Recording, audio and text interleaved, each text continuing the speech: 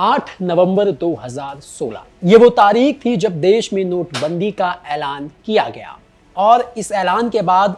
500 और 1000 रुपए के जो पुराने नोट थे वो बैन कर दिए गए, यानी कि वो नोट जो हैं वो चलन से बाहर हो गए। लेकिन नोटबंदी के ठीक 9 साल के बाद दिल्ली के वजीरपुर इलाके से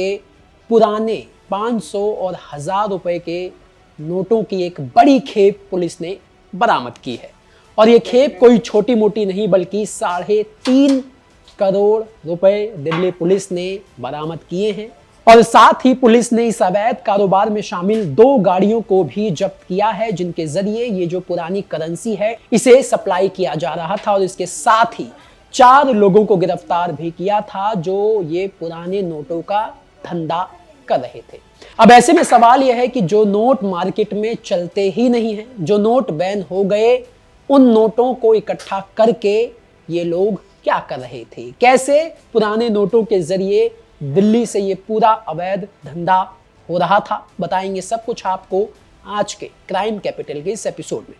नमस्ते, मेरा नाम दिनेश यादव है और आप दिल्ली तक देख रहे हैं। सबसे पहले तो आपको बता दें कि दिल्ली पुलिस ने इस धंधे में शामिल 4 लोगों को नोट के बैगों के साथ मौके से ही गिरफ्तार किया, जहां पर ये जो लोग हैं वो 3.5 करोड़ रुपए के पुराने नोटों को सप्लाई करने ही वाले थे 2 गाड़ियों के जरिए, जिसे दिल्ली पुलिस ने जब्त भी किया है। लेकिन पुराने नोटों की सप्लाई से ठीक पहले दिल्ली पुलिस ने इन 4 लोगों को धर लिया। अब जिन 4 लोगों को दिल्ली पुलिस ने गिरफ्तार किया है उसमें से 3 आरोपी दिल्ली के रहने वाले हैं, जिसमें एक 22 साल का हर्ष है, दूसरा 39 साल का टेकचंद। ये दोनों ही रोहिणी के सेक्टर 25 के इलाके में रहते हैं। तीसरा जो आरोपी है लक्ष्य, जिसकी उम्र 28 साल है, वो दिल्ली के ब्रजपुरी में रहता है। जबकि चौथा जो आरोपी है उसका नाम विपिन कुमार है, जो 48 साल का है और वो हिमाचल प्रदेश के जोगिंदर नगर का रहने वाला है, जो वर्तमान में शालीमार बाग के मेट्रो स्टेशन के पास जो सर्वेंट क्वार्टर है वहां पर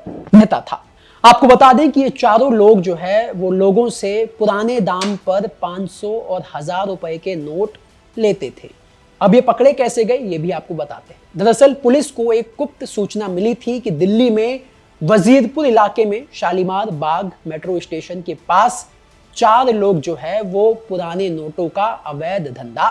कर रहे हैं। जैसे ही पुलिस को यह सूचना मिली, पुलिस ने टीम बनाई और बताए गए ठिकाने पर छापेमारी कर दी, जहां पर ये जो 4 आरोपी हैं वो नोटों के भरे हुए बैग के साथ, जिसमें 3.5 करोड़ रुपए के पुराने 500 और 1000 रुपए के नोट थे, उन नोटों के बैगों के साथ ये 4 आरोपी मौके से ही पकड़े गए। अब पूछताछ के दौरान इन 4 आरोपियों ने ये स्वीकार किया, यानी इन्होंने अपना जुर्म कबूल करते हुए दिल्ली पुलिस को ये बताया कि वो लोगों को झांसा देते थे कि ये करेंसी आरबीआई से बदलवाई जा सकती है, और इस झूठे दावे के आधार पर वो कम दाम पर लोगों से पुराने 500 और 1000 रुपए के नोट ले लेते थे। जबकि वो जानते थे कि नोटबंदी के बाद ऐसी पुरानी करेंसी को रखना कानूनन जुर्म है और उससे आप लेन देन नहीं कर सकते। बावजूद इसके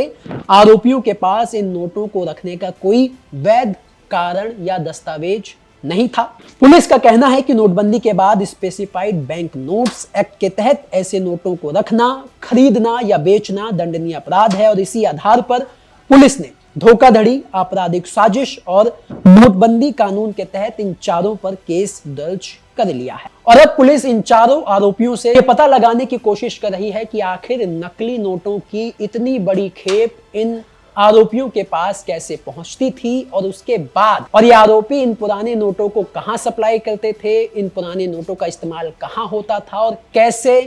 इन पुराने नोटों का धंधा करके ये 4 आरोपी पैसा कमाते थे। साथ ही पुलिस ये भी पता लगाने की कोशिश कर रही है